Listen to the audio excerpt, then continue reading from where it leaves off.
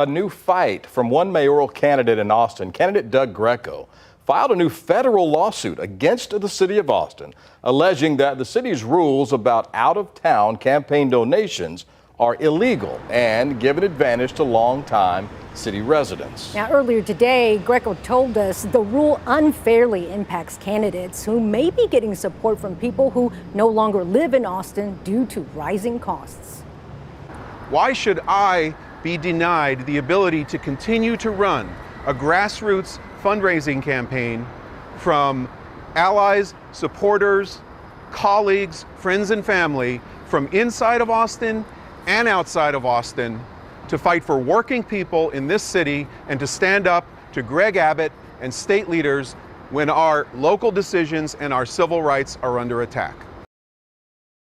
KVUE senior reporter Tony Pleheski joins us here at the desk now to talk more about this. Tony, what is the cap now and how old is the rule that defined that cap? So the cap now is $47,000. It was $46,000 and the city actually raised it by $1,000 earlier this year to account for inflation. But the law that is on the books is actually a charter amendment that was voted on by Austin residents in 1997. So this goes back nearly 30 years. And at the time, Brian and Jenny, voters essentially voted to put this charter amendment in place. And a lot of the conversation at that time was about whether or not local elections should have outside influence or whether they should be kept local elections with local money. But the problem, according to this lawsuit, is that it does not allow people who may live in Round Rock, Georgetown, suburbs to the south, the ability to participate in this election by giving money, or any municipal election for that matter. So speaking of other cities, what do they do? What about their out-of-town contributions? The legal research that was done in anticipation of the filing of this lawsuit indicates that limits like this in municipal elections are actually very rare if you look across the country. Most municipalities do not have anything like this on the books.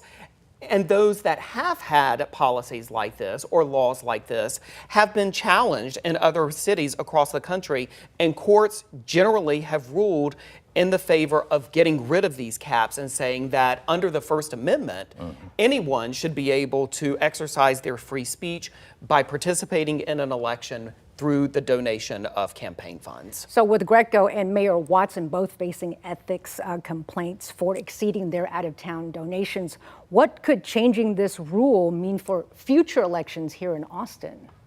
Well, Greco, who is a former AISD teacher who is conducting what he has called a grassroots campaign, he's asking a federal judge to set this law aside in this campaign and allow him to raise money more than the $47,000 from across the country. He says that his work, while rooted in Austin, has also extended across the country, and that he has worked with many people who want to support his campaign for mayor and have a vested interest, he says, in the future of this city. So he's asking a judge to set it aside for this election, but again, a judge in federal court could rule at some point that this law violates the Constitution and throw it out altogether.